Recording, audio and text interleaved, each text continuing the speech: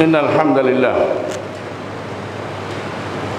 لله نحمده ونستعينه ونستغفره ونعوذ بالله من شرور أنفسنا ومن سيئات أعمالنا من يهده الله فلا مضل له ومن يضلل فلا هادي له وأشهد أن لا إله إلا الله وحده لا شريك له وأشهد أن محمدًا عبده ورسوله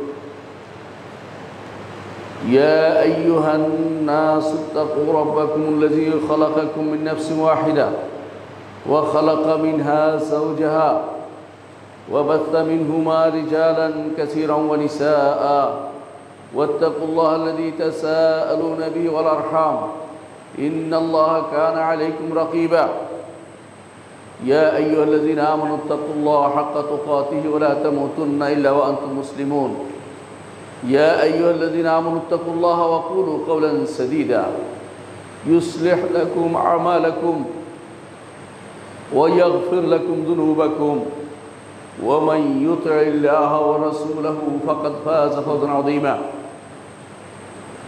أما بعد فإن أصدق الحديث كتاب الله وخير الهدي هدي محمد صلى الله عليه وسلم وشر الأمور محدثاتها وكل محدثة بدعة وكل بدعة ضلالة وكل ضلالة في النار أيها الناس اتقوا الله فإن الله عز وجل أمركم بالتقوى والرسول صلى الله عليه وسلم أمرنا بالتقوى والتقوى وصية الأولين والآخرين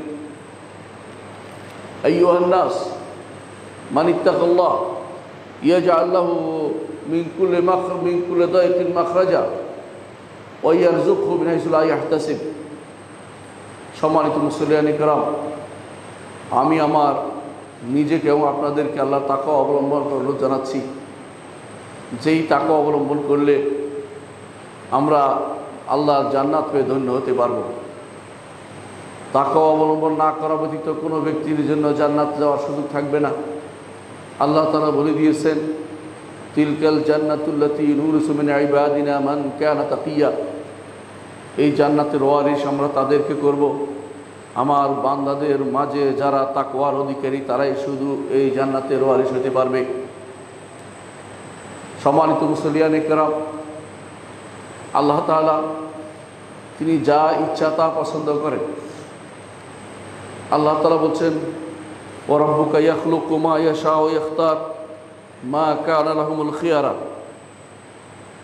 আমাদের জন্য যা ইচ্ছা তা পছন্দ করার সুযোগ নেই হ্যাঁ দুনিয়ার বিষয়ে হালালের মধ্যে যা ইচ্ছা তা পছন্দ করতে পারবেন কিন্তু দ্বীনের বিষয়ে আখিরাতের বিষয়ে ঈমান ও আকীদার বিষয়ে শরিয়ার বিষয়ে নিজের মন মতো কোনো কিছু গ্রহণ করার সুযোগ নেই আমাদেরকে কোরআন এবং সুন্নাহ অনুসারে চলতে হবে নিজের পক্ষ থেকে কোনো কিছু গ্রহণ করে নিলে সেটা হয় শিরিক হবে না বিদআত হবে না বড় ধরনের হারাম হবে এই জন্য আমরা ইচ্ছা করলে যা ইচ্ছে তা গ্রহণ করতে পছন্দ করতে পারি না কিন্তু রব্বুল আলামিন তিনি যা ইচ্ছা তা পছন্দ করেন তিনি পছন্দ করেন নবী এবং রাসূলদেরকে তিনি বলেছেন আল্লাহু ইয়াসতাফি মিনাল মালাইকাতি রাসূলান ওয়া মিনান নাস মালাইকাদের থেকে তিনি রাসূল পছন্দ করেন তিনি হচ্ছেন জিবরিল আমিন আর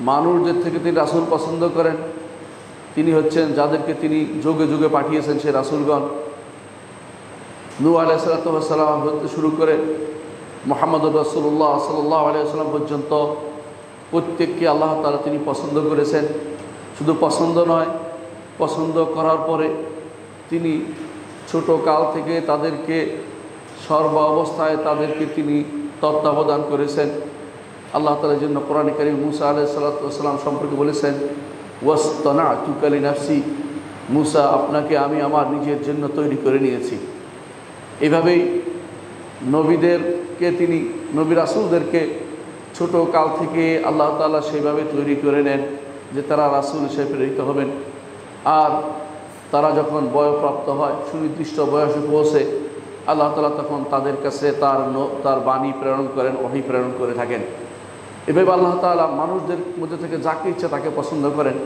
এবং তাদেরকে সেভাবে তৈরি করেন। দুনিয়ার বুকেও যাকে ইচ্ছে তাকে দ্বীনের জন্য তিনি পছন্দ করেন। সেই পরিবারের হতে হবে না, যে পরিবারের ব্রাহ্মণের পরিবার হতে হবে না, বা অমুকের পরিবার হতে হবে না, বরং তার বান্দাদের মধ্যে যার প্রতি তার ইচ্ছা হয় তিনি তাকে পছন্দ করে তিনি সম্মানের আসনে আদিষ্ট করেন, আসীন করেন। একবার ওমর ইবনে আব্দুল আজিজ জিজ্ঞাসা করলেন, অমুককে কে রেখে আসছো? মক্কাতে সবচেয়ে বড় আলেমকে।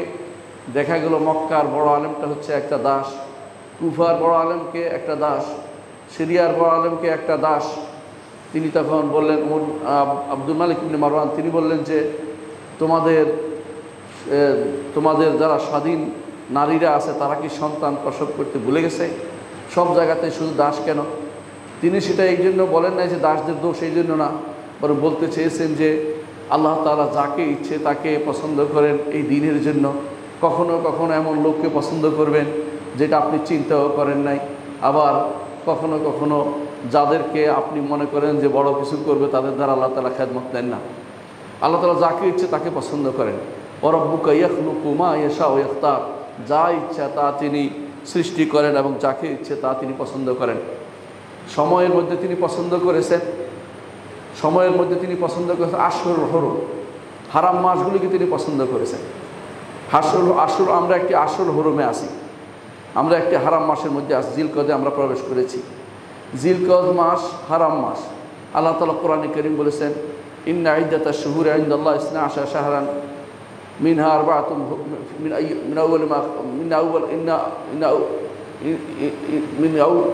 মিনহা আরবাআতুন হুরুম, তার মধ্যে চারটিকে তিনি 12 মাসের মধ্যে চারটিকে তিনি হারাম মাস হিসেবে ঘোষণা করেছেন। হারাম অর্থ কি? সম্মানিত। এই হারাম অর্থ সম্মানিত, আর এই হারাম অর্থ এখানে মারামারি করা বেশি হারাম। অন্য সময়ে হারাম, কিন্তু এর মধ্যে বেশি হারাম। মিনহা আরবাআতুন হুরুম ইন্না ইদ্দাতাশ শুহুরি ইনদাল্লাহি 12 শাহরান ফি কিতাবিল্লাহি ইয়াওমা খালাকাস সামাওয়াতি ওয়াল আরদ মিনহা আরবাআতুন হুরুম। এই চারটি যেভাবে তিনি পছন্দ করেছেন এর মধ্যে সেটা হচ্ছে শাওয়াল, সেটা হচ্ছে জিলকদ, জিলহজ, মুহররম এবং রজব। তো এগুলি হচ্ছে হারাম মাস। কিন্তু আমাদের এই মাসে দুইটা জিনিস একত্র হয়েছে, হারাম মাস সাথে হজের মাস। জিলকদ, জিলহজ, মুহররম হজের মাস, আর ওই রজবটা শুধু অতিরিক্ত হারাম মাস, হজের মাস নয়। সুতরাং আমাদের এই সময়গুলো অত্যন্ত গুরুত্বপূর্ণ, এই সময়গুলোকে আমাদের কাজে লাগানো উচিত। বিশেষ করে এই মাসটি জিলকদ মাসে হাজিরা হজের দিকে যাচ্ছেন, আল্লাহ তাআলা এটা পছন্দ করেছেন। আপনার কোনো পছন্দ করার সুযোগ নেই, এই জন্য বলারও করার সুযোগ নেই কেন তিনি জিলকদ মাসকে পছন্দ করলেন। এই মাসটি তিনি হারাম হিসাবে পছন্দ করেছেন, হজের মাস হিসাবেও তিনি পছন্দ করেছেন।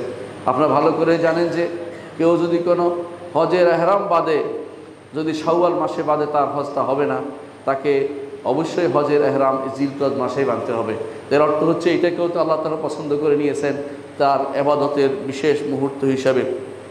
সম্মানিত মুসল্লিয়ানে কেরাম, অনুরূপভাবে বিভিন্ন সময়কেও তিনি পছন্দ করেছেন। যেমনিভাবে সময় পছন্দ করেছেন তেমনিভাবে স্থানকেও তিনি পছন্দ করেছেন। মক্কাকে তিনি পছন্দ করেছেন, এই জন্য মক্কায় কেউ সালাত আদায় করলে 1,00,000 সালাতের সওয়াব সে পায়। আর মদিনাকে তিনি পছন্দ করেছেন, বিশুদ্ধ হাদিস মোতাবেক মদিনাতে 1 সালাতে 1000 সালাতের সওয়াব সে পায়। আর বাইতুল মাকদিসকে তিনি পছন্দ করেছেন, সেখানে কেউ একটি সালাত আদায় করলে 500 সালাতের সওয়াব সে পায়। এর অর্থ হচ্ছে আল্লাহ তাআলা যা ইচ্ছা তা পছন্দ করেন সময় এবং স্থানের মধ্য থেকে। অনুরূপভাবে আল্লাহ তাআলা সৃষ্টির মধ্য থেকেও তিনি কাউকে না কাউকে পছন্দ করেছেন। সৃষ্টির মধ্যে তিনি পছন্দ করেছেন আদম আলাইহিস সালাতু ওয়াস সালামকে। আল্লাহ তাআলা বলছেন, ইন্নাল্লাহ আস্তাফা আদামা নূহা ওয়া আলা ইব্রাহিম ওয়া আলা ইমরান আলা আলামিন। জগতের মধ্যে যাদেরকে তিনি পছন্দ করেছেন সূরার মধ্যে তিনি উল্লেখ করে দিয়েছেন। আদমকে পছন্দ করেছেন, তারপর নূহকে পছন্দ করেছেন, ইব্রাহিমকে পছন্দ করেছেন এবং তার বংশের লোকদেরকে তিনি পছন্দ করেছেন। ইব্রাহিম আলাইহিস সালাতু ওয়াস সালামকে বিশেষভাবে তিনি উম্মত বানিয়েছেন, অর্থাৎ তিনি যাকে ইচ্ছে তা পছন্দ করবেন, আপনার সেখানে কোনো কিছু বলার নেই। তবে আপনার আল্লাহর কাছে চাইবেন ওয়াসআলুল্লাহ মিন ফাদলি, আল্লাহ যেন আমাকে পছন্দ করেন তার দ্বীনের জন্য, তার জান্নাতের জন্য, তার সন্তুষ্টির জন্য, এবং আপনার আমার সেটা আল্লাহর কাছে চাওয়ার রয়েছে। আল্লাহ তাআলা বংশের মধ্যে পছন্দ করেছেন, আল্লাহ তাআলা বংশের মধ্যে পছন্দ করেছেন। রাসূলুল্লাহ সাল্লাল্লাহু আলাইহি ওয়াসাল্লাম বলেছেন যে আল্লাহ তাআলা তিনি বনি আদমের মধ্যে ইব্রাহিম আলাইহিসসালাতু ওয়াসসালামের বংশকে পছন্দ করেছেন, তার মধ্যে তিনি পছন্দ করেছেন কিনানাকে, তার মধ্যে তিনি কুরাইশকে পছন্দ করেছেন, তারপর তিনি বনি হাশিমকে পছন্দ করেছেন, তারপর তিনি বলেছেন বনি হাশিমের মধ্যে আল্লাহ তাআলা আমাকে পছন্দ করে নিয়েছেন। জগতের মধ্যে শ্রেষ্ঠ মানুষ হচ্ছেন মুহাম্মদুর রাসূলুল্লাহ সাল্লাল্লাহু আলাইহি ওয়াসাল্লাম। আল্লাহ তাআলা অনুরূপভাবে তিনি দিবসকে পছন্দ করে নিয়েছেন, দিনকেও পছন্দ করে নিয়েছেন। দিনের মধ্যে শ্রেষ্ঠ দিন হচ্ছে জুমার দিন, এই দিনকে আল্লাহ তাআলা পছন্দ করে নিয়েছেন। অনুরূপভাবে আল্লাহ তাআলা শরীয়তকেও পছন্দ করেছেন। আল্লাহর শরীয়ত, আল্লাহ তাআলার শরীয়ত, সেটা আল্লাহ তাআলা যুগে যুগে প্রত্যেক গোষ্ঠীর জন্য আলাদা শরীয়ত দিয়েছেন। একটা বিশাল গোষ্ঠীর জন্য একটা শরীয়ত দিয়েছেন। কিন্তু যখন মানুষের মধ্যে পূর্ণতা এসেছে, মানুষের মধ্যে বুদ্ধি বিবেকে পূর্ণতা এসেছে, চিন্তা চেতনা তাদের মধ্যে সমৃদ্ধি এসেছে, আল্লাহ তাআলা তখন পূর্ণ একটি শরীয়ত দিলেন। সেই শরীয়তটি হচ্ছে আমাদের শরীয়ত, মুসলিমদের শরীয়ত, যেই শরীয়ত সমস্ত শরীয়তের উপরে শ্রেষ্ঠত্ব পায়, যেই মানহাজের উপর আল্লাহ আমাদেরকে রেখেছেন, যেই নীতির উপর রেখেছেন, এই নীতি সকল নীতির উপরে তার মর্যাদা। এবং এমন একটি দিন আল্লাহ তাআলা আমাদেরকে দিয়েছেন, সমস্ত দিনের উপরে যিনি সত্য মিথ্যা নির্ধারণ করে, আল্লাহ তাআলা এমন একটি শরীয়তে আমাদেরকে দিয়েছেন, বান্দাদের জন্য তা দিয়ে তিনি সন্তুষ্টি প্রকাশ করেছেন এবং সেটাকে তিনি পূর্ণতা দিয়েছেন এবং তিনি স্পষ্ট করে দিয়েছেন এবং সেটার ফজিলত বর্ণনা করে দিয়েছেন। আল্লাহর শরীয়ত পরিপূর্ণ, আল্লাহর নেয়ামত ও পরিপূর্ণ। সুতরাং আল্লাহর দিনের আল্লাহর পক্ষ থেকে তার প্রতি সন্তুষ্টি এসেছে। আল্লাহ তাআলা বলেছেন, আল-ইয়াউমা আকমালতু লাকুম দীনাকুম ওয়া আতমামতু আলাইকুম নি'মাতি ওয়া রাদিতু লাকুম ইসলাম দীনা। আজকের দিনে পূর্ণতা করে দিলাম তোমাদের জন্য তোমাদের দিনকে, এবং আমার নেয়ামতকেও পূর্ণ করে দিলাম, আর তোমাদের জন্য ইসলামকে দিন হিসাবে পেয়ে দিন হিসাবে দিয়ে আমি সন্তুষ্ট প্রকাশ করলাম। আল্লাহ তাআলা এই ঘোষণা দিয়েছেন। বিদায় হজের ভাষণে আয়াত নাজিল হয়েছিল, ভাষণের পরে আয়াত নাজিল হয়েছিল, অর্থাৎ তখনই এই দিন পরিপূর্ণ হয়ে গেছে।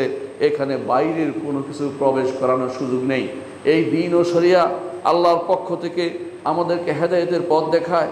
সমস্ত উম্মত যেখানে হারিয়ে গেছে, তাদের কাছে যদি কোনো কিছু প্রশ্নের উত্তর দেওয়া হয়, কোনো প্রশ্নের উত্তর চাওয়া হয়, উত্তর দিতে তারা পারবে না। উত্তর দিবে তারা নিজের মন গড়া উত্তর দিবে। কিন্তু আমাদেরকে আল্লাহ তাআলা এমন এক শরীয়ত দিয়েছেন, যেই শরীয়তের মধ্যে সমস্ত প্রশ্নের উত্তর রয়েছে, সমস্ত সমস্যার সমাধান রয়েছে, সমস্ত বাতিল থেকে কিভাবে বের হওয়া যায় তার দিক নির্দেশনা রয়েছে। হেদায়েতের পথে চলার জন্য একজন মানুষের এই শরীয়ত যথেষ্ট। এই শরীয়তের বাইরে অন্য কোথাও থেকে কেউ শরীয়ত আনতে গেলে পথভ্রষ্ট হবে এবং দিন থেকে বেরিয়ে যাবে, কাফের হয়ে যাবে, ঈমান হারা হয়ে যাবে। আল্লাহর দেয়া শরীয়তের বাইরে অন্য কোথাও থেকে কোনো শরীয়ত ধার করা যাবে না, কোথাও থেকে শরীয়তের কোনো মাসআলা আনা যাবে না, কোনো বিধান সেখানে কোনো রকমে আনা যাবে না। আল্লাহর বিধানকে মানতে হবে। আল্লাহ তাআলা তার কোরআনে বলে দিয়েছেন, সুম্মা জাআলনাকা আলা শারিআতিন মিনাল আমরি ফাত্তাবি'হা। এরপর আপনাকে এমন একটি শরীয়তের উপর রেখেছি, অর্থাৎ মুহাম্মদুর রাসূলুল্লাহ সাল্লাল্লাহু আলাইহি ওয়াসাল্লাম, তাকে আল্লাহ তাআলা শরীয়ত মানতে আদেশ দিয়েছেন এবং শরীয়তকে তিনি তার মাধ্যমে প্রবর্তন করিয়েছেন। সারা দুনিয়াতে শরীয়তের ব্যবস্থাপনা করেছেন। এই শরীয়তের বিধিবিধান তিনি বাস্তবায়ন করার জন্য অর্ডার দিয়েছেন, নির্দেশ দিয়েছেন। আল্লাহর পক্ষ থেকে শরীয়ত যেন সব জায়গায় বাস্তবায়িত হয়, এই নির্দেশ তিনি দিয়েছেন। আল্লাহ তাআলা বলেছেন ফাত্তাবি'হা, এই শরীয়তের অনুসরণ করুন। অন্য আয়াতে আল্লাহ তাআলা বলেছেন যে এই শরীয়ত থেকে আপনি অন্যদিকে ফিরে কোনো বাতিল পথের দিকে আপনি যাবেন না, হাওয়ার দিকে যাবেন না, কোনো প্রবৃত্তির অনুসরণ আপনি করবেন না। আল্লাহ তাআলা আমাদের জন্য এই হেদায়েতের পথ দিয়েছেন আমাদের জন্য। এই দিনকে আমাদেরকে পূর্ণতা দিয়েছেন। মনে রাখতে হবে যে অনেক মানুষ এই জায়গাতে পথভ্রষ্ট হয়ে শেষ হয়ে গেছে। বিশেষ করে যাদের কাছে কোরআন এবং সুন্নাহ নাই, তারা পথভ্রষ্ট হবেই হবে, এবং যারা কোরআন মানতে চায় না তারাও পথভ্রষ্ট হবে। যারা হাদিস মানবে না, কোরআন মানে বলে, তারাও পথভ্রষ্ট, কোনো সন্দেহ নেই, কারণ তারা কোনো কিছুই সঠিকভাবে আদায় করতে পারবে না। আল্লাহ তাআলা আমাদেরকে জানিয়েছেন যে যারা ইসলাম মানবে তাদেরকে তিনি সঠিক পথ দেখাবেন। আল্লাহ তাআলা কোরআনে বলছেন, ফাহাদাল্লাহুল্লাযিনা আমানু লিমা ইখতালাফু ফীহি মিনাল হাক্কি বিইজনিহি ওয়াল্লাহু ইয়াহদি মান ইয়াশাউ ইলা সিরাতিল মুস্তাকিম। যারা ঈমান এনেছে আল্লাহ তাআলা তাদেরকে পথ দেখিয়েছেন, তাদেরকে হেদায়েত দিয়েছেন। ওই সমস্ত মাসআলাতে হকের ওই সমস্ত মাসআলাতে যেখানে তারা মতভেদ করেছে, অর্থাৎ আগেকার জাতি বিভিন্ন মাসআলায় মতভেদে লিপ্ত রয়েছে, এইটা কি করবে না করবে, মন গড়া মনে যা চাচ্ছে তা তারা প্রবর্তন করছে, তা যা চাচ্ছে তা তারা বিধান হিসেবে মানুষকে দিচ্ছে। কিন্তু আল্লাহ তাআলা এই উম্মতকে ইসলামের মাধ্যমে সঠিক পথের দিক নির্দেশনা দিয়েছেন। এখানে আল্লাহ তাআলা বলছেন ফাহাদাল্লাহুল্লাযীনা আমানু লিমা ইখতালাফু ফীহি মিনাল হাক্কি বিইজনিহি। তারপর আল্লাহ তাআলা বলছেন আল্লাহু ইয়াহদি মান ইয়াশাউ ইলা সিরাতিল মুস্তাকিম। যাকে ইচ্ছে আল্লাহ তাআলা তাকে সহজ সরল পথের দিক নির্দেশনা দিয়ে থাকেন। আপনি সারাদিন যদি কোনো আল্লাহর হেদায়েতের দিকে আহ্বানকারী হন, আল্লাহ তাআলা আপনাকে হেদায়েত দিবেন, কারণ হেদায়েতের দিকে আহ্বানকারী আল্লাহর পথে থাকে। আর যে ব্যক্তি হেদায়েত চাইবে না, হেদায়েত সে পাবে না। আর হেদায়েত পাওয়ার জন্য আল্লাহর কাছে নতি স্বীকার করতে হবে। মুহাম্মদুর রাসূলুল্লাহ সাল্লাল্লাহু আলাইহি ওয়াসাল্লাম রাতের বেলা তিনি হেদায়েতের উপর আছেন, হেদায়েতের পথ তিনি দেখিয়েছেন। তারপরে তিনি রাতের বেলা যখন তাহাজ্জুদের সালাতে উঠতেন, তখন তিনি দোয়া করতেন যে ইহদিনি লিমা ইখতালাফু ফীহি মিনাল হাক্কি বিইজনিকা ইন্নাকা তাহদি মান তাশাউ ইলা সিরাতিল মুস্তাকিম। আল্লাহ আপনি এদের যে সমস্ত জায়গাতে মতভেদে লিপ্ত হয়েছে জগতের মানুষগুলো, সেখানে আমাকে সঠিক পথের দিশা দিন। অথচ মুহাম্মদুর রাসূলুল্লাহ সাল্লাল্লাহু আলাইহি ওয়াসাল্লাম সঠিক পথের উপর আছেন। কারণ আমাদেরকে প্রতি মুহূর্ত আল্লাহর কাছে দোয়া করতে হবে, আল্লাহর কাছে হেদায়েত চাইতে হবে। হেদায়েত না চাইলে হেদায়েত তিনি দিবেন না। রাসূলুল্লাহ সাল্লাল্লাহু আলাইহি ওয়াসাল্লাম বলেছেন হাদিসে কুদসিতে আল্লাহ তাআলা বলেন কুল্লুকুম দাল্লুন ইল্লা মান হাদাইতু ফাস্তাহদুনি আহদিকুম। তোমরা সবাই পথভ্রষ্ট, যাকে আমি হেদায়েত দেব সেই শুধুমাত্র হেদায়েত পাবে। শুধু আমার কাছে হেদায়েত চাও, আমি তোমাদেরকে হেদায়েত দেবো। হাদিসে কুদসিতে আল্লাহ তাআলা সেটা বলেছেন। এত সুতরাং আমরা আল্লাহ তাআলার পক্ষ থেকে যে হেদায়েত এসেছে সেটাকে দৃঢ়ভাবে ধারণ করব, আর সাথে সাথে আল্লাহর কাছে হেদায়েত প্রার্থনা করব। আল্লাহ তাআলা বলছেন ফাস্তামসিক বিল্লাযী উহিয়া ইলাইকা ইন্নাকা আলা সিরাতিল মুস্তাকিম। আপনার কাছে যে ওহী করা হয়েছে এই দ্বীনকে দৃঢ়ভাবে ধারণ করুন, কারণ আপনি সুস্পষ্ট সঠিক সরল পথের উপর রয়েছেন। আল্লাহ তাআলা কোরআনে কারীমে এবং রাসূলুল্লাহ সাল্লাল্লাহু আলাইহি ওয়াসাল্লাম তার হাদিসে আমাদের জন্য শরীয়তের যে বিধিবিধানগুলো দিয়েছেন সেগুলি সবচেয়ে পৃথিবীর সবচেয়ে শ্রেষ্ঠ বিধান, এটা বিশ্বাস করতে হবে। যদি কেউ মনে করে তার রচিত বিধান অন্য বিধানের মতো, আল্লাহর দেয়া বিধানের মতো, সে ব্যক্তি কাফের হয়ে যাবে। যদি কেউ মনে করে তার রচিত বিধান আল্লাহর বিধানের চেয়ে উত্তম, সে ব্যক্তি কাফের হয়ে যাবে। যেই ব্যক্তি মনে করবে যে আল্লাহর বিধান এখন চলবে না, সেই ব্যক্তিও কাফের হয়ে যাবে। যে ব্যক্তিও মনে করবে যে আল্লাহর বিধানকে পরিবর্তন করার ক্ষমতা আমার রয়েছে, আমাকে এটা হালাল করে দেয়া হয়েছে, সেই ব্যক্তিও কাফের হয়ে যাবে। সুতরাং মনে রাখতে হবে আল্লাহ তাআলার বিধানই হচ্ছে শ্রেষ্ঠ। এই শ্রেষ্ঠত্ব বিভিন্ন জায়গাতে আমরা দেখতে পাই, প্রতিটি জায়গায় আমরা দেখতে পাই। যেখানে যেই বিধান আল্লাহ তাআলা দিয়েছেন এর চেয়ে উত্তম কোনো বিধান কেউ কোনদিন দিতে পারবে না। যদি দেয়, জগতের মধ্যে সৃষ্টি হবে, বিশৃঙ্খলা দেখা দিবে, এবং সেই বিশৃঙ্খলার যে কোনোদিন কেউ শেষ করতে পারবে না। যেমন আমরা দেখি যে কোনো ব্যক্তি হয়তো বলেছে যে নাতিকে ওয়ারিশ করতে হবে, দাদার সম্পত্তিতে চাচাদের সাথে ওয়ারিশ করতে হবে। দেখা গেল এই বিধানের ক্ষেত্রে এমন সমস্যা তৈরি হয়েছে, আজ পর্যন্ত তার সমাধান তারা করতে পারছে না। ধীরে ধীরে তারা নিয়ে গেছে এই সম্পদ, মেয়েদের দিকে নিয়ে গেছে, এরপর নিয়ে গেছে কতজন নাতি আছে, নাতির হিসাব কীভাবে হবে, এই সমস্যার সমাধান তারা করতে পারে না। আসলে কেন করতে পারে না? আল্লাহর বিধানে হাত দিলে যেখানে আল্লাহর বিধানের সাথে পরিবর্তন করার চেষ্টা করবে সেখানে সমস্যা দেখা দিবে। এই যে আল্লাহ তাআলা যা বলেছেন সেটাকেই নিতে হবে, সেটার বিপরীতে কোনো কিছুকে আপনি কোনোদিন শান্তিময় পাবেন না, কোনোদিন পূর্ণময় পাবেন না, পরিপূর্ণ কোনোদিন পাবেন না। আল্লাহ তাআলা তার বিধান, যে সমস্ত বিধান দিয়েছেন সেগুলির মধ্যে তিনি আমাদের জন্য শুক্রবারকে পছন্দ করেছেন। শুক্রবারকে তিনি আমাদের জন্য পছন্দ করেছেন। যেখানে অন্যান্য জাতির লোকেরা কেউ শনিবারকে নিয়েছেন যেমন ইহুদিরা, কেউ রবিবারকে নিয়েছেন যেমন নাসারারা, কিন্তু আল্লাহ তাআলা এই উম্মতকে যথাযথ সম্মানের মাধ্যমে যথাযথ সম্মান করার জন্য এবং এই উম্মতকে সম্মানিত করার জন্য তাদেরকে এই জুমার আগের দিন অর্থাৎ শনিবার আগের দিন তাদেরকে স্পেশালি এই দিনটা রেখে দিয়েছেন। এই জন্য রাসূলুল্লাহ সাল্লাল্লাহু আলাইহি ওয়াসাল্লাম বলেছেন যে এই দিনটি হচ্ছে খায়রু ইয়াউমিন তালাআত আলাইহিস শামস সূর্য যে সমস্ত দিনের প্রতি উদিত হয়, দিনের উপর উদিত হয়, অর্থাৎ রবি, শনি, রবি, সোম, মঙ্গল, বুধ, বৃহস্পতি, শুক্র, এর মধ্যে উত্তম দিনটা হচ্ছে শুক্রবার। অর্থাৎ সূর্যর সাথে রিলেটেড করে দেওয়া হয়েছে যে শুক্রবারের চেয়ে উত্তম কোনো দিন হইতে পারে না। হযরত ইয়ামান রাদিয়াল্লাহু আনহু বলেন, রাসূলুল্লাহ সাল্লাল্লাহু আলাইহি ওয়াসাল্লাম বলেছেন, আল্লাহ তাআলা আমাদের আগে যারা ছিল তাদের থেকে তিনি জুমার দিনকে গায়েব করে রেখেছেন। ইহুদিরা শনিবারকে নিয়েছে, নাসারারা রবিবারকে নিয়েছে, তারপর আমরা এসেছি। আমরা আসার পর আল্লাহ তাআলা আমাদেরকে জুমার দিনের হেদায়েত দিয়েছেন, পথ দিশা দিয়েছেন। সুতরাং জুমা আমাদের জন্য শনিবার, জুমা সুতরাং করেছেন শুক্র, শনি, রবি, এভাবে যাতে করে তারা আমাদের অনুসারী হয়। আর কিয়ামতের দিন রাসূলুল্লাহ সাল্লাল্লাহু আলাইহি ওয়াসাল্লাম বলেছেন, কিয়ামতের দিন আমাদের হিসাব সবার আগে হবে, আমাদের অন্যান্য সৃষ্টির আগে আমাদের হবে, কারণ আমরা দিনের দিক থেকে শুক্রবারে, এরপরে শনি, এরপরে রবি। এর অর্থ হচ্ছে আমরা সবার আগে হিসাব হয়ে জান্নাতে যাওয়ার পথে থাকতে পারবো। সম্মানিত মুসল্লিয়ান কিরাম, এই জুমার দিনের অনেক ফজিলত রয়েছে। তার মধ্যে একটি আমরা বলেছি একটু আগে যে খায়র ইয়ামিন তালাত আলাইহিস শামস, যে সমস্ত দিনগুলোতে সূর্য উদিত হয় তার মধ্যে শ্রেষ্ঠ দিন হচ্ছে জুমার দিন। দ্বিতীয় আরেকটি জিনিস হচ্ছে এই দিনে বিশাল বিশাল ঘটনাগুলি ঘটেছে এবং বিশাল ঘটনা ঘটবে। এই দিন অন্য দিন থেকে অগ্রে রয়েছে। আবু হুরায়রা রাদিয়াল্লাহু আনহু থেকে বর্ণিত, তিনি বলেন, রাসূলুল্লাহ সাল্লাল্লাহু আলাইহি ওয়াসাল্লাম বলেছেন যে এই দিনে উত্তম দিন, যে দিনে সূর্য উদিত হয়েছে তা হচ্ছে শুক্রবার। এই দিনে আদমকে সৃষ্টি করা হয়েছে। আদম আলাইহিস সালাতু ওয়াস সালামকে এই শুক্রবারে সৃষ্টি করা হয়েছে। এই দিনে তাকে জান্নাতে প্রবেশ করানো হয়েছে এবং এই দিনে তাকে জান্নাত থেকে বের করা হয়েছে।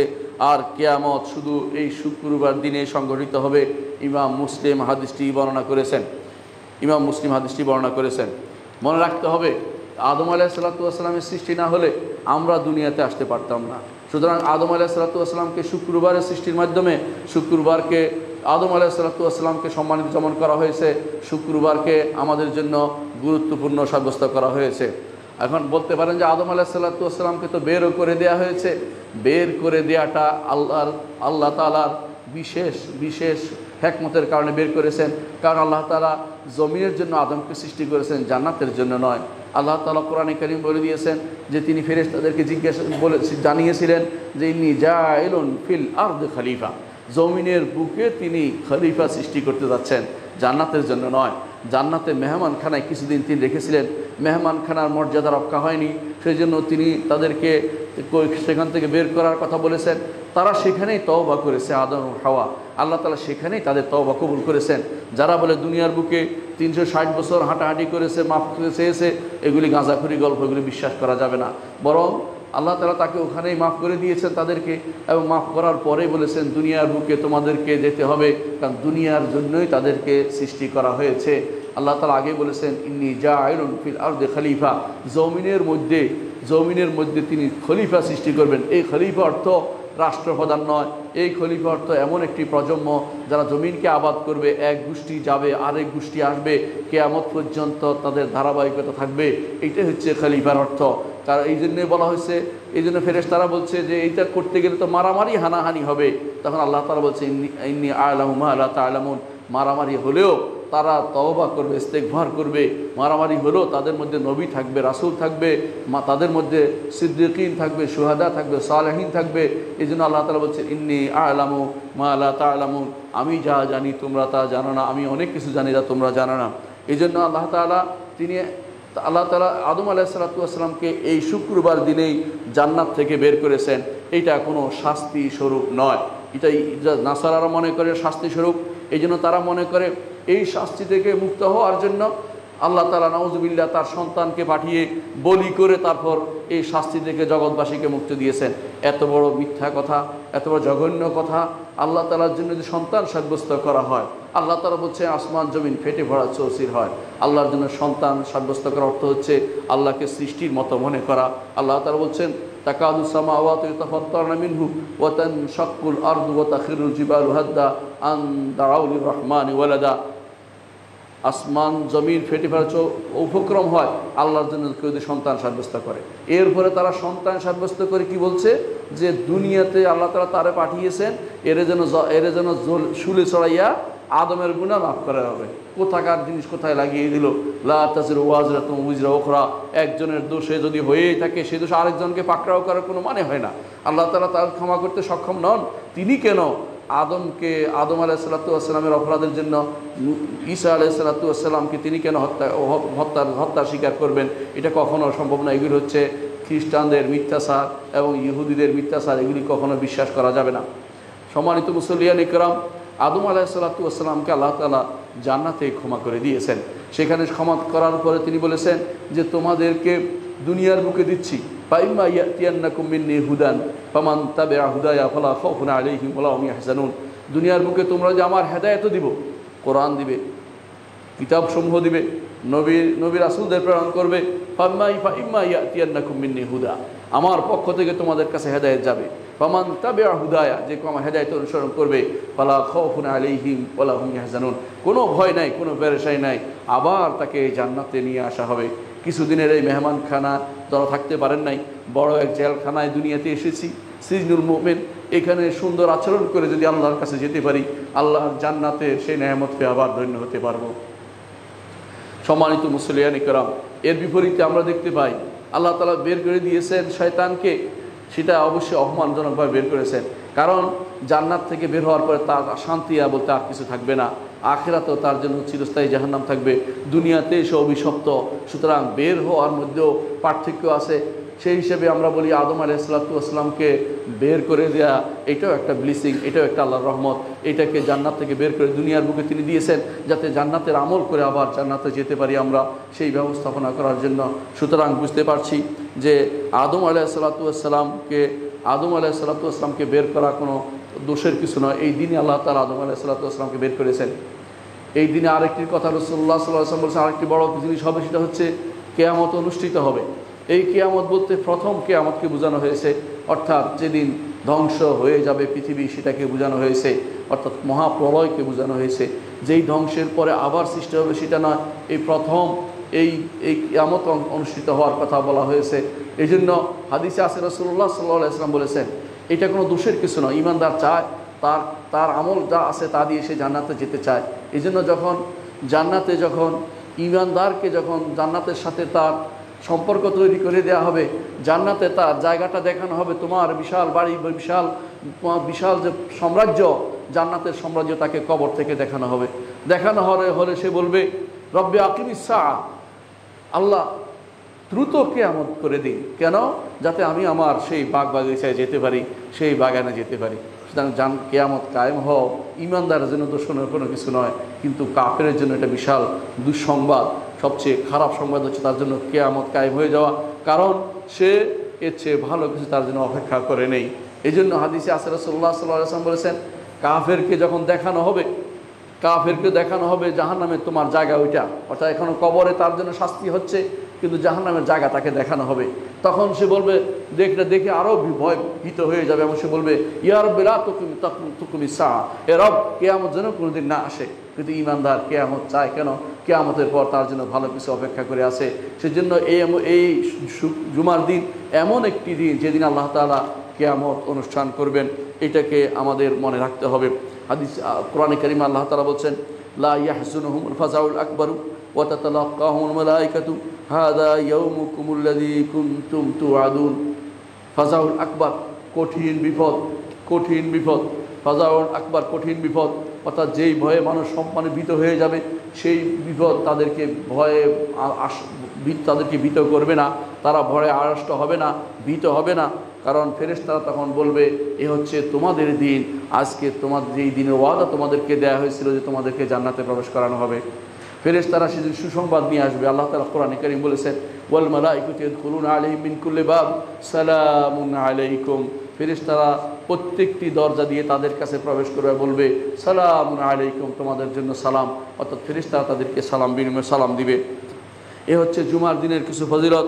জুমার দিনে আরও বড় ফজিলত হচ্ছে এই দিনে আল্লাহ তাআলা যে কোনো কর্মকাণ্ডের সওয়াব বর্ধিত করেন, আল্লাহ তাআলা অনেকের মর্যাদা উন্নীত করেন এবং মুসলিমরা যুগ যুগ ধরে এই দিনকে সম্মানিত করে সম্মান দিয়ে আসছে। এই দিনে তারা জীবনযাত্রার ভার কমিয়ে দেয়, এই দিনে তারা বিভিন্ন রকমের কর্মকাণ্ড থেকে, বড় ধরনের কর্মকাণ্ড থেকে নিজেদেরকে মুক্ত রাখে। এই দিনে ইবাদতের দিন, এই দিন সপ্তাহের মধ্যে যেমনিভাবে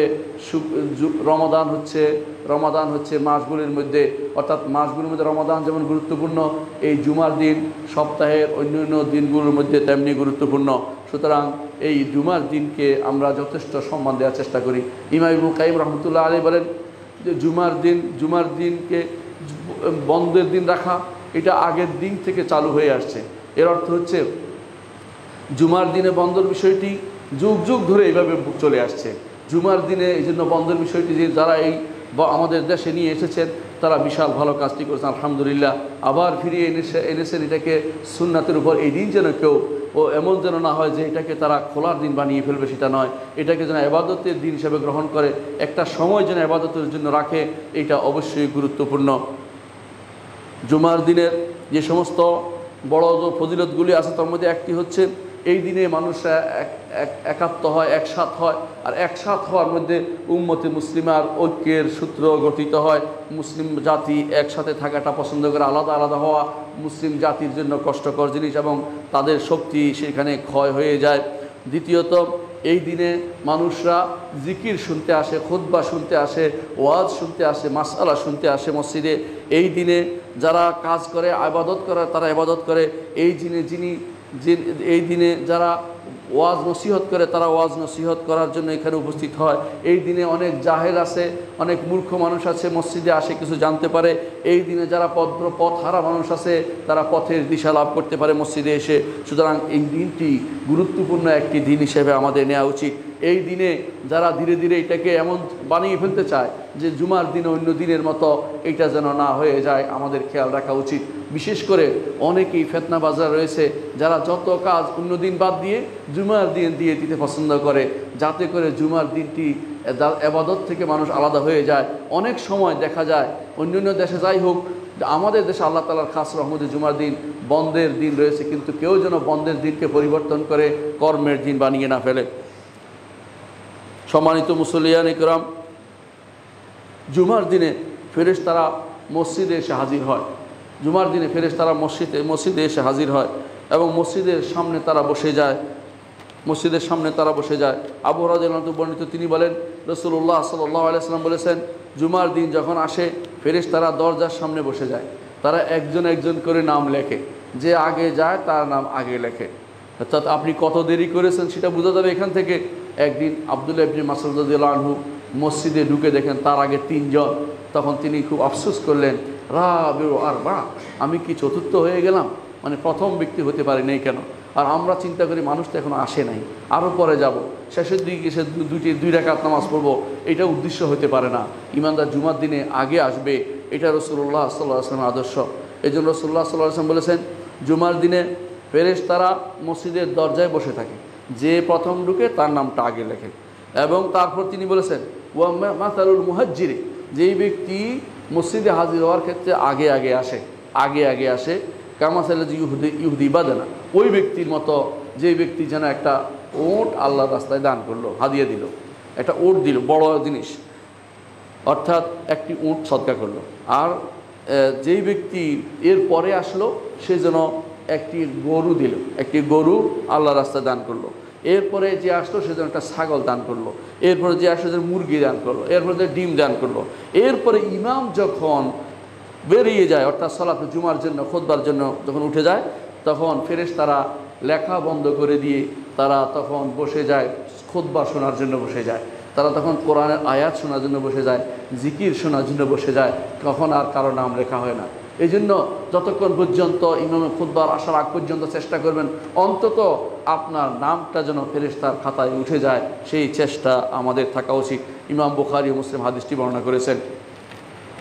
অপর হাদিসে আবু হুরায়রা রাদিয়াল্লাহু আনহু বর্ণিত, তিনি বলেন রাসূলুল্লাহ সাল্লাল্লাহু আলাইহি ওয়াসাল্লাম বলেছেন, মান তাওয়াদ্দা, যে ব্যক্তি ওযু করবে, ফা আহসান ওযু, তারপর সুন্দর করে ওযু করলো, সুম্মা আতাল জুমআতা, তারপর মসজিদ জুমাতে আসলেন, ফাস্তামাআ, কান লাগিয়ে শুনলো, আনসাতা, চুপ থাকলো, গুফিরা লাহু মা বাইনাহু ওয়া বাইনাল জুমআতি ওয়া জিয়াদ সালাত আইয়াম, তার মাঝে এবং আগে জুমার মধ্যে যে সমস্ত গত জুমার মধ্যে যে সমস্ত গুনাহ হয়ে গেছে আল্লাহ তা ক্ষমা করে দিবেন। ওয়া জিয়াদাতু সালাসা আইয়াম, আরও বাড়তি 3 দিনের গুনাহ তিনি অগ্রিম ক্ষমা করে দিবেন। আল্লাহু আকবার। আল্লাহ তাআলা এই সমস্ত সময়গুলো আল্লাহ তাআলা ইখতিয়ার করেছেন জুমার দিনে ক্ষমা করার জন্য। কিন্তু এই ক্ষমার সময়ে ক্ষমা চাইতে হয়। ব্যবসায়ী যেমন ব্যবসার সময় ব্যবসা করে, যেমন মাছ চাষি মাছ যে সময় হয় সে সময় ব্যবসা করে, সে সময় মাছের কাজ করে, আপনার আমার আল্লাহ তাআলার রহমত কখন হয়, নাফরাত কখন হয়, আল্লাহ তাআলার কখন রহমত নাজিল হয়, কখন তিনি কাকে ক্ষমা করেন, সেই সময়টা বেছে নিতে হবে। এই জন্য জুমার দিনে এসে মসজিদে এসে যত বেশি সম্ভব চুপ থেকে খুতবা শোনার চেষ্টা করতে হবে। পাশের ভাইয়ের সাথে কথা বললে আপনার সেই দিনের জুমার সব শেষ। কোনো ক্রমে পাশের ভাইয়ের সাথে কথা বলা যাবে না। আরও বড় সমস্যা হচ্ছে কেউ কেউ বসে বসে জুমার মধ্যে বসে বসে খুতবা লেখে, লেখে, জওয়াল মোবাইলে লেখালেখি করে, অথবা কেউ মেসেজ লেখে, কেউ ওইটা লেখে, কেউ ওইটা লেখে। কোনোটাই কিন্তু জায়েজ নেই। এটা করলে আপনার জুমার সব থেকে আপনি বঞ্চিত হয়ে যাবেন। এই জন্য এমনকি রাসূলুল্লাহ সাল্লাল্লাহু আলাইহি ওয়াসাল্লাম বলেছেন, মান মাসাল হাসা ফাকাদ লাগা, কেউ যদি কোনো পাথর ধরে তবুও তার সব সে বঞ্চিত হয়ে যাবে, অর্থাৎ জুমার সব তার থাকবে না। জোহরের আদায় করছে বোঝা যাবে, জুমার সব সে পাবে না। এর অর্থ হচ্ছে মাসাল হাসা কেন বলা হয়েছে? তখনকার দিনে মসজিদে এরকম করা ছিল না, কার্পেট করা ছিল না, সেখানে পাথরের উপর তারা সালাত আদায় করতেন। তো অনেকে পাথর ধরতো ঠান্ডা করার জন্য, যাতে করে সিজদা করতে পারে।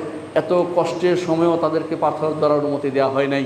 এর অর্থ হচ্ছে আপনার আমাকে এদিক সেদিক কথা বলা, জুমার খুতবার সময় যদি এদিক সেদিক কথা বলেন, কারোর সাথে ফিসফিস করেন, আপনার জুমার সব কিন্তু শেষ হয়ে যাবে, আপনার আসা যাওয়া বৃথা হয়ে যাবে। আপনার জুমা কিছুই পেলেন না, আপনি তখন সব পাবেন শুধুমাত্র জোহরের সালাত আদায় হয়েছে তারা হবে, জুমার সব থেকে আপনি বঞ্চিত হয়ে যাবেন। এই দিনের আরেকটি ফজিলত হচ্ছে, এই দিনটি হচ্ছে আল্লাহ তাআলার শাইরা, আল্লাহ তাআলার নিদর্শন। আল্লাহ তাআলা কোরআনে কারীম বলেছেন, যালিকা মান ইউআদ্দিম শারাইরাল্লাহি ফাইন্নাহা মিন তাকওয়াল কুলুব। এটা এই জন্য যে ব্যক্তি আল্লাহর নিদর্শনকে সম্মান করতে পেরেছে, আল্লাহর নিদর্শনকে যে সম্মান করতে পেরেছে, সেই ব্যক্তির অন্তরে তাকওয়া আছে, এটা বোঝা যাবে। আপনি মক্কাকে সম্মান, মনে সম্মান আছে মক্কার প্রতি, আপনার অন্তরে তাকওয়া আছে। আর সাফা মারওয়ার প্রতি সম্মান আছে, মিনার প্রতি, আরাফার প্রতি, মুজদালিফার প্রতি, মসজিদের প্রতি, মাদ্রাসার প্রতি, দিনদারদের প্রতি যত বেশি আপনার অন্তরে সম্মান থাকবে, তত বেশি আপনি বুঝতে পারবেন যে আল্লাহ তাআলা আপনার অন্তরে তাকওয়া দিয়েছে। আর যখনই আপনি দিনের কোনো কিছু দেখলে আপনার মনে বিতৃষ্ণা জন্মায়, বুঝতে হবে আপনি কুফরির দিকে এগিয়ে যাচ্ছেন, যে কোনো সময় আপনি কুফরিতে পড়ে যেতে পারেন। কারণ এই সমস্ত যে আল্লাহর নিদর্শনকে অপছন্দ করা, আল্লাহ তাআলা তার আমল নষ্ট করার কারণ হিসেবে উল্লেখ করে, যে বান্দার আমল নষ্ট করার কারণ হিসেবে উল্লেখ করেছেন। আল্লাহ তাআলা বলছেন, বিআন্নাহুম কারিহু মা আনজালাল্লাহ ফাআহবাতা আমালাহুম, তারা অপছন্দ করেছে আল্লাহ যা নাজিল করেছে, এটাতেই আল্লাহ তাদের সমস্ত আমল বরবাদ করে দিয়েছে, সমস্ত আমল বিনষ্ট করে দিয়েছে।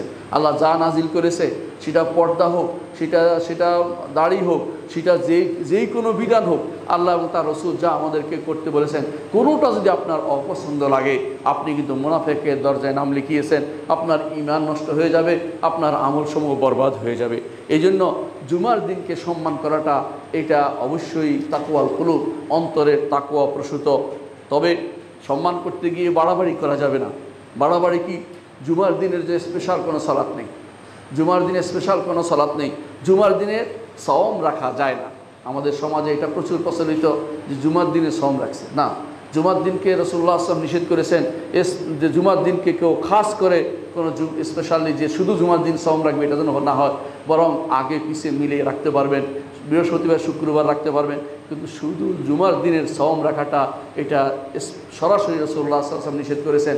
হ্যাঁ, আমি জানি কোনো কিতাবে থাকবে যে জায়েজ আছে বা ইত্যাদি ইত্যাদি, কিন্তু রসুলের সুন্নাহ বিরোধী হলে তা পরিত্যাগ করতে হবে, সেটাকে কোনোভাবেই আমলে নেওয়া যাবে না। সম্মানিত মুসলিয়ানি কেরাম, জুমার দিন আল্লাহ তাআলা সবচেয়ে বড় যে কাজটি ফরজ করেছেন, সেটা হচ্ছে জুমার সালাতে হাজির হওয়া। আল্লাহ তাআলা বলেছেন, ইয়া আইয়ুহাল্লাযীনা আমানু ইযা নুদিয়া লিস-সালাতি মিন ইয়াউমিল জুমআতি ফাসআউ ইলা যিকরিল্লাহ। হে ঈমানদারগণ, অর্থাৎ আপনাকে বলছে, যারা নিজেকে মুসলিম দাবি করেন, আপনি যে কলিমুদ্দিন নাম দিয়েছেন, আপনাকে বলছে যে ইযা নুদিয়া লিস-সালাতি মিন ইয়াউমিল জুমআতি ফাসআউ ইলা যিকরিল্লাহ, যখন জুমার দিনে আজান হবে, তখন সব কিছু ছেড়ে আল্লাহর জিকিরের দিকে তোমরা ধাবিত হও, দ্রুত ধাবিত হও। এটা হচ্ছে আল্লাহর নির্দেশ, এবং এই নির্দেশকে প্রতিপালনের জন্য ফুকাহারা ফকিরা যুগে যুগে বলেছেন যে জুমার দিনে যদি আজান হয়ে যায়, বিশেষ করে দ্বিতীয় আজান, যে আজানের পরে খতিব সাহেব দাঁড়িয়ে যায়, সে আজান হলে আর কোনো কিছু বেচা কিনা করা যাবে না, কোনো কিছু বেচা কিনা করা যাবে না। এমনকি সেখানে যদি বেচা কিনা অর্ধেক হয়, বাকি অর্ধেক রেখে দিতে হবে, এখন আর কোনো বেচা কিনা হবে না, কোনো বেচা কিনা করা যাবে না। বেচা কিনা যেখানে মানুষের জীবনের একটা বিশাল উপসর্গ, বেঁচে থাকার কাজ, সেটাও থেকে নিষেধ করা হয়েছে। এর অর্থ হচ্ছে সেই দিন, যে জুমার দিনে আজান হওয়ার পরে কোনো পড়ালেখাও চলবে না, কোনো গল্প গুজব চলবে না, কোনো মোবাইলবাজি করা যাবে না, কোনো রকম মেসেজবাজি করা যাবে না, সরাসরি মসজিদে আসতে হবে। ফাসআউ ইলা যিকরিল্লাহি, আল্লাহর জিকিরের দিকে দৌড়ে আসতে হবে। এটা যেন আমাদের উদ্দেশ্য হয়ে যায়। সম্মানিত মুসলিয়ান ইকরাম, যদি তা না হয়, জুমার দিনে না আসেন, জুমায় না আসেন, সেটা কি হবে? রাসূলুল্লাহ সাল্লাল্লাহু আলাইহি ওয়াসাল্লাম বলেছেন, লা ইয়ানতাহিয়ান্না আকওয়ামুন আন ওয়াদহিমুল জুমআত ওয়া আও লা ইয়াখতিমান্নাল্লাহু আলা কুলুবিহিম সুম্মা লা ইয়াকুনুন্না মিনাল গাফিলিন। কিছু কওম জুমাতে ত্যাগ করে বসেছে, জুমায় আসে না, এবং এরা যদি কোনো জুমা না আসা বন্ধ করে, অর্থাৎ বন্ধ না করে, অর্থাৎ জুমায় যেন তারা আসে, অথবা যদি না আসে কি হবে? জুমা যদি না আসে, আওলা ইয়াখতিমান্নাল্লাহু আলা কুলুবিহিম, আল্লাহ তাদের অন্তরের মধ্যে খতম করে দিবেন, অর্থাৎ তাদের অন্তরের মধ্যে শিল চাপড় মেরে দিবেন, তারা আর হেদায়েতের পথে আসতে পারবে না। সুম্মা লা ইয়াকুনুনা মিনাল গাফিলিন, স্থায়ীভাবে তারা তখন গাফেল হিসেবে তাদেরকে লেখা হয়ে যাবে। তারা আর আল্লাহর দ্বীনের দিকে ধাবিত হতে পারবে না, অর্থাৎ আল্লাহর নেয়ামত থেকে তারা বঞ্চিত হবে, হেদায়েত থেকে বঞ্চিত হবে। আল্লাহ তাআলা তাদেরকে যেদিকে আহ্বান করছেন সেদিকে তারা আসে নাই বিদায় আল্লাহ তাআলা তাদেরকে সেটার কারণে শাস্তি দিচ্ছেন। এই জন্য জুমা, 3 জুমা, যদি কোনো ব্যক্তি ইচ্ছাকৃত, একটি জুমা হয়তো কারো ভুলে ছুটে গেছে অথবা মনে নাই কিছু হয়েছে, ইচ্ছাকৃত 3 জুমা ছাড়ার অর্থ হচ্ছে সেই ব্যক্তি জুমা থেকে দূরে সরে গেছে, জুমার বিনা কারণে আল্লাহর রহমত থেকে দূরে সরে গেছে। হ্যাঁ, কেউ যদি সফরে থাকে, যদি জুমা পড়তে না পারে, যেমন কোনো কারণে যারা মুসাফির আছে, তারা অনেকে জুমার জায়গা পায় না, তাদেরকে তখন জোহর পড়তে হবে। কিন্তু ইচ্ছাকৃত জুমার সালাত কোথাও হচ্ছে, তা পরিত্যাগ করে ঘরে বসা যাবে না। মুসাফিরের জন্য ঘরে জুমা বাদ দিয়ে ঘরে বসে থাকতে হবে, জুমা হলে সেখানে জুমা বাদ দিয়ে ঘরে বসে থাকা তার জন্য বৈধতা নেই। তবে জুমার মসজিদ যদি না পায়, তখন সে জোহর পড়বে মুসাফির। আর যেখানে জুমার মসজিদ পাওয়া যায় না, সেখানে বসবাস করার বৈধতা নেই। স্থায়ীভাবে বসবাস সেখানেই করতে হবে যেখানে জুমার মসজিদ আছে, স্থায়ীভাবে সেখানে আপনাকে থাকতে হবে যেখানে জামাত আছে, যেখানে মুসলিমদের সালাতের জামাত হয়, মসজিদ আছে, সেখানে থাকতে হবে। এখন অনেকে হাউজিং করছে, সে হাউজিংগুলোতে মসজিদের জায়গা কেউ দিতে চায় না, আল্লাহর জন্য কেউ দিতে চায় না। সবাই বহুতল বিশিষ্ট বাড়ি করে, কিন্তু তারা জানে না আল্লাহর জন্য দিলে সেটা ওপারে পাবে, আর নিজের বাড়িঘর যেটা করেছে ওপারে সেখানে কিছুই পাবে না। বরং যদি সেখানে গুনার টাকা দিয়ে, হারাম দিয়ে, যদি সুদ দিয়ে, ঘুষ দিয়ে করে থাকে, আখিরাতে সেটা তার শাস্তির কারণ হবে। কিন্তু মানুষ তুসিরুন হায়াতাদ দুনিয়া ওয়াল আখিরাতু খায়রুন ওয়া আবকা, বাল তুসিরুন হায়াতাদ দুনিয়া, দুনিয়ার জীবনকে তারা প্রাধান্য দিয়ে থাকে, অথচ আখিরাত ওয়াল আখিরাতু খায়র ওয়া আবকা, উত্তম এবং চিরস্থায়ী। আখিরাত চিরস্থায়ী, কোনোদিন আখিরাতের কোনো কিছু শেষ হয়ে যাবে না। দুনিয়ার এই অত কিছু করছেন, যখন আপনার বয়স 50-এর ঊর্ধ্বে হবে, তখন মনে হবে এগুলি রেখে চলে যেতে হবে। এর আগে কিন্তু আপনার মনে হবে না, আপনি তখন অনেক কিছু করবেন। 50-60-এ গেলে আপনি, আল্লাহ রাসূল সাল্লাল্লাহু আলাইহি ওয়াসাল্লাম বলেছেন যে আল্লাহ তাআলা যার 60 বছর তাকে হায়াত দিয়েছে, তার আর ওজর পেশ করার সুযোগ দেন নাই। এর অর্থ হচ্ছে সে এখন তওবা করে ফিরে আসা তার উচিত, যে আমি আসলে কি করছি, আমার তো এখন যাওয়ার পথে আমি রওনা হয়ে গেছি। মানুষ বলে এক পা কবরে চলে গেছে, তারপরেও মানুষের যে তীব্র লোভ এবং লালসা, মানুষ কিন্তু দুনিয়া ছাড়তে পারে না, দুনিয়া ছাড়তে পারে না। এই জন্য আল্লাহ তাআলা কোরআনে কারীম বলেছেন, আলহাকুমুত তাকাসুর হাত্তা যুরতুমুল মাকাবির, বাড়তি নিব, বাড়তি পাবো, বাড়তি করব, এই যে আমাদের প্রবণতাটা রয়েছে, এটা কিন্তু থাকবেই মানুষের ভিতরে। হাত্তা যুরতুমুল মাকাবির, তখন না কবরে যাচ্ছি, কবরে গেলে আর সব ফেলে যেতে হবে, কিছুই থাকবে না। কবরের কাফনের কাপড়ের মধ্যে, কবরে আপনাকে কোনো পোশাক, কোনো অতিরিক্ত পকেটও নাই, সেখানে দেওয়ার মতো কোনো জায়গাও নেই, দিলেও সেটা কোনো কাজে লাগবে না, যেটা কোনো কাজে লাগবে না। আপনি এই জন্য দুনিয়ায় থাকতে চেষ্টা করতে হবে যে আমি যেন গাফলদের কাতায় না চলে যাই, আমি যেন যে সময়টুকু পাই আল্লাহর দ্বীনের জন্য কাজ করে যাই, যে সময়টুকু পাই আল্লাহ তাআলার রহমত পাওয়ার জন্য, যেখানে আল্লাহর রহমত আছে সেখানে যাই। এই মসজিদগুলো আল্লাহর রহমতের জায়গা, এখানে যদি করে কেউ বসে, হাদিসে আছে রাসূলুল্লাহ সাল্লাল্লাহু আলাইহি ওয়াসাল্লাম বলেছেন যে নাজরাত আলাইহিমুস সাকিনা, প্রশান্তি তাদের উপর নাজিল হয় এবং ফেরেশতারা তাদেরকে ডেকে রাখে। এসব কিন্তু তাদের ডানা দিয়ে ঢেকে রাখে। এসব কিন্তু এই মসজিদগুলোতে হয়। এখানে আসা অর্থ শান্তির আলোয় আসা, আর বাজারে যাওয়া হচ্ছে সবচেয়ে নিকৃষ্ট জায়গায় যাওয়া। কিন্তু আমরা বাজারকে পছন্দ করি, মসজিদকে পছন্দ করি না। এটা আমাদের জন্য দুর্ভাগ্যের বিষয়। সম্মানিত মুসল্লিয়ান ইকরাম, অনেকেই এই জুমার নামাজে আসে না কেন? বলে যে আমি খুব ব্যস্ত। অনেকে বলে যে আচ্ছা পরে যাব। অনেকে বলে যে অলসতা লাগছে। এই সবই কিন্তু শয়তানের কারসাজি। আপনাকে জুমার সালাতে আগে আগে আসার চিন্তা করতে হবে। একটি দিন আল্লাহর জন্য স্পেশালি কিছু সময় বরাদ্দ করে দেন। আল্লাহর জন্য কেন বলছি? আল্লাহ তাআলা আপনার ইবাদত দিয়ে আল্লাহর কোনো উপকার হয়ে যায় তা নয়। আল্লাহর ইবাদত করলে আপনিও উপকৃত হবেন, কিন্তু আল্লাহর জন্য দেন। আল্লাহ দিতে বলেছে, সেই জন্য আল্লাহর নির্দেশ মানার জন্য সময়টুকু আল্লাহর জন্য বরাদ্দ করে দেন। সম্মানিত মুসল্লিয়ান কিরাম, জুমার সালাত 2 রাকাত। জুমার সালাত ফরজ 2 রাকাত। আগে যে সমস্ত সালাত আছে এসে আপনি মসজিদে এসে অনবরত পড়তে পারবেন, 2 রাকাত করে যত ইচ্ছা তত পড়তে পারবেন। তবে কাবলা জুমার নাম দিবেন না। নাম দিলে সেটা বেদাতে হবে। নাম না দিয়ে যত ইচ্ছা তত 2 রাকাত করে পড়তে পারবেন। আর জুমার পরে 4 রাকাত পড়তে পারবেন মসজিদে। বাসায় গেলে 2 রাকাত। এটা রাসূলুল্লাহ সাল্লাল্লাহু আলাইহি ওয়াসাল্লাম আদর্শের ভিতরে পড়ে, তিনি সেভাবে করতেন। সুতরাং আপনি এখানে পড়তে পারেন, কিন্তু মূল ফরজ হচ্ছে 2 রাকাত। এই 2 রাকাতের মধ্যে যদি ইমামের সাথে কেউ 1 রাকাত না পায়, ইমামের সাথে যদি 1 রাকাত না পায়, তাহলে তিনি কিন্তু জোহর পড়তে হবে, তার কিন্তু জুমা হবে না। কমপক্ষে 1 রাকাত পেতে হবে। সাধারণ সলাতের মতো না এটা। সাধারণ সলাতে আপনি শেষ বৈঠক পাইলেও আপনি পাইছেন, কিন্তু জুমার সলাতের মধ্যে আপনাকে 1 রাকাত ফুল পেতে হবে।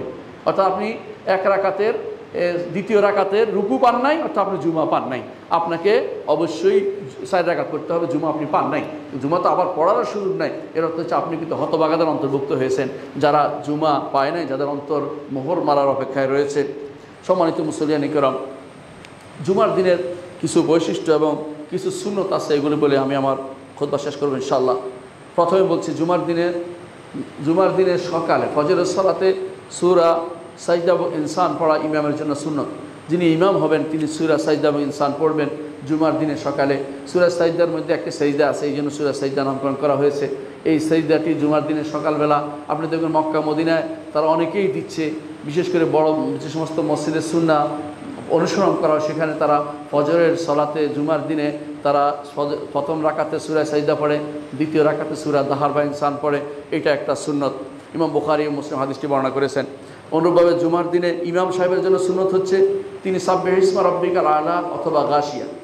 1 রাকাত সাব্বিহ ইসমা রাব্বিকাল আলা পড়বেন, আর 1 রাকাতে হাল আতাকা হাদিসুল গাশিয়া, এই সূরা 2টি পড়বেন। মুহাম্মদুর রাসূলুল্লাহ সাল্লাল্লাহু আলাইহি ওয়াসাল্লাম আদর্শ ছিল ফুল সূরা পড়া, সূরার অর্ধেক পড়া, শেষে দিয়া পড়া, মাঝখান দিয়ে 3 আয়াত পড়ে কোনো রকম মুখস্থ করে রাখা। ইমাম সাহেব স্থায়ীভাবে 3 আয়াত দিয়ে চালিয়ে দিচ্ছেন, এটা সুন্নাহ বিরোধী কাজ। ইমাম সাহেব উচিত পুরা সালাত পুরা পড়া, অবস্থা বেঁধে লম্বা কেরাতে তিনি পড়বেন। নিজে যখন পড়বেন তখন সূরা বাকারা দিয়ে পড়েন, আপত্তি নেই। মানুষের জন্য পড়বেন, দেখে শুনে তার কতটুকু কখন কী দরকার। তেওয়ালে মুফাসসাল আছে, কিসার আছে, আওসাত আছে, দেখে শুনে সুন্নাহ মোতাবেক তিনি সেগুলো পড়বেন। এই জুমার দিনে একটি সুন্নতের কথা বলেছি যে সালাতের মধ্যে তিনি যেন সাব্বিহ ইসমা রাব্বিকাল আলা এবং হাল আতাকা হাদিসুল গাশিয়া, এই 2টি সূরা পড়ে, এগুলো রাসূলুল্লাহ সাল্লাল্লাহু আলাইহি ওয়াসাল্লাম পড়তেন। অথবা তিনি যেন জুমা এবং মুনাফিকুন দিয়ে সালাত আদায় করেন, জুমা এবং মুনাফিকুন দিয়ে সালাত আদায় করেন, অথবা জুমা এবং গাশিয়া দিয়ে সালাত আদায় করেন। এগুলি সবই রাসূলুল্লাহ সাল্লাল্লাহু আলাইহি ওয়াসাল্লামের সুন্নাহ দ্বারা সাব্যস্ত হয়েছে। শেখ মুহাম্মদ নাসিরুদ্দিন আলবানী রাহিমাহুল্লাহ একটি কিতাব আছে রাসূলুল্লাহ সাল্লাল্লাহু আলাইহি ওয়াসাল্লামের সালাত। সেই কিতাবটি পড়লে আপনারা সেখানে কোন সূরাতে কোন সূরা রাসূলুল্লাহ পছন্দ করতেন সেটা আপনি দেখতে পাবেন। জুমার দিনে আরেকটি বড় সুন্নত হচ্ছে জুমার দিনে সূরা কাহাফ পড়বেন। জুমার দিনে সূরা কাহাফ পড়া, এটা জুমার দিনে পড়া, এটা একটা গুরুত্বপূর্ণ কাজ। কেন? যে ব্যক্তি সূরা কাহাফ পড়বে তার সাথে দাজ্জালের সাক্ষাৎ হবে না। আর দাজ্জালের সাক্ষাতের আশা করা জায়েজ নাই। দাজ্জালের সামনে পড়লে ঈমান হারা হয়ে যাবে। এমনিতেই আমাদের ঈমান কত ঠুনকো, বাইরের কোনো টাকা পয়সার কোনো বন্ধ পেলে অনেকে বড় বড় মানুষদের ঈমানও তখন শেষ হয়ে যায়। সেখানে যদি দাজ্জালের সামনে এক পাশে দেখানো হয় জান্নাত, এক পাশে জাহান্নাম, সবাই জান্নাতে যাওয়ার জন্য দাজ্জালকে রব বলে ফেলবে, আর যাইয়ে দেখবে তো সেটা জাহান্নাম, ফিরার কোনো সুযোগ নেই। অর্থাৎ সেখানে জাহান্নামের দুনিয়াতেই আপনি জাহান্নামের পথ বেছে নিলেন। এই জন্য দাজ্জালের ফিতনা বড় ফিতনা হিসাবে তা থেকে বাঁচার জন্য সূরাতুল কাহাফ পড়বেন। পুরোটা পড়াই উত্তম। প্রথম 10 আয়াত, শেষ 10 আয়াত হাদিস এভাবে এসেছে। আর যদি এই দিনে কোনো রকম মিস হয়ে যায়, এর অর্থ মিস করা নয়, সপ্তাহে যে কোনো জিনিস পড়লে সেটা আদায় হয়ে যাবে। এটা হচ্ছে বিশুদ্ধতর মত। এই জন্য এই রাসূলুল্লাহ সাল্লাল্লাহু আলাইহি ওয়াসাল্লাম আরও বলেছেন, কেউ যদি সূরা কাহাফ পড়ে তাহলে তার মাঝে এবং বাইতুল আতিক আল্লাহর ঘর পর্যন্ত এতটুকু জায়গা আলোকিত হবে। কখন আলোকিত হবে? হাসরের মাঠ। যে কখন আলোকিত হবে? অন্ধকার জায়গা যেখানে পার হতে হবে, অর্থাৎ ফুলসিরাতের জায়গা আপনার জন্য বিশালভাবে আলোকিত হবে। আপনি এই জন্য সূরা কাহাফ পড়া থেকে বঞ্চিত হবেন না। আপনার জন্য হেদায়েত আলোকিত হবে, দুনিয়াতে আপনার জন্য হেদায়েতের পথ উন্মোচিত হবে। এই সবই এর অর্থ হতে পারে। অনুরূপভাবে এই দিনে, বিশেষ করে এই দিনে এমন একটি সময় আছে যেই সময়টিতে কেউ যদি কোনো দোয়া করে আল্লাহ তাআলা তার দোয়া ফেরত দেন না। রাসূলুল্লাহ সাল্লাল্লাহু আলাইহি ওয়াসাল্লাম সেটা বলেছেন। ইমাম খুতবায় ওঠা থেকে শুরু করে সূর্য ডুবা পর্যন্ত এই পুরো সময়টা আপনার জন্য। এই সময়টা অনেকে বলেছেন যে সূর্য ডুবার আগ নয়, বরং আসর পর্যন্ত এই সময়টা, এটাই বেশি বিশুদ্ধ, কারণ সেখানে সলাতের কথা আছে, কারণ আসরের পরে কোনো সলাত নাই। বোঝা গেল যে সলাত আদায় করার সময় আসর আগ পর্যন্ত। এই জন্য আপনার জুমা ইমাম সাহেব খুতবা জানান থেকে শুরু করে আসরের সলাত পর্যন্ত এবং মতান্তরে মাগরিব পর্যন্ত, সূর্য ডুবা পর্যন্ত, এই সময় আল্লাহর কাছে যদি কেউ কিছু চায় আল্লাহ তাআলা তাকে প্রত্যাখ্যান করে না, ফিরিয়ে দেন না। এই জন্য এই সময় আল্লাহর কাছে বেশি বেশি আমাদের দোয়া করতে হবে। পঞ্চম যে কাজটি করতে হবে, জুমার দিনে মুহাম্মদ রাসূলুল্লাহ সাল্লাল্লাহু আলাইহি ওয়াসাল্লামের উপর দরুদ পাঠ করতে হবে। রাসূলুল্লাহ সাল্লাল্লাহু আলাইহি ওয়াসাল্লাম দিয়েছেন, তোমরা এই দিনে বেশি বেশি করে আমার উপর দরুদ পাঠ করো। এই জন্য দরুদ পাঠ করবো আমরা বেশি বেশি করে। মনে রাখতে হবে দরুদ পাঠের মধ্যেই বিশাল ফজিলত রয়েছে, এবং এই দরুদ পাঠ করলেই আল্লাহর সন্তুষ্টি আমরা অর্জন করতে পারবো। এবং হাসরের দিন মুহাম্মদ রাসূলুল্লাহ সাল্লাল্লাহু আলাইহি ওয়াসাল্লামের সবচেয়ে কাছের জায়গাতে অবস্থান করতে পারবো। জান্নাতের উঁচু জায়গাগুলো আমাদের জন্য বরাদ্দ হয়ে যাবে। আকুলু কাওলি হাযা ওয়া আস্তাগফিরুল্লাহ লি ওয়া লাকুম ওয়া লিসাইরিল মুসলিমিন ফাস্তাগফিরুহু ইন্নাহু হুয়াল গফুরুর রহিম।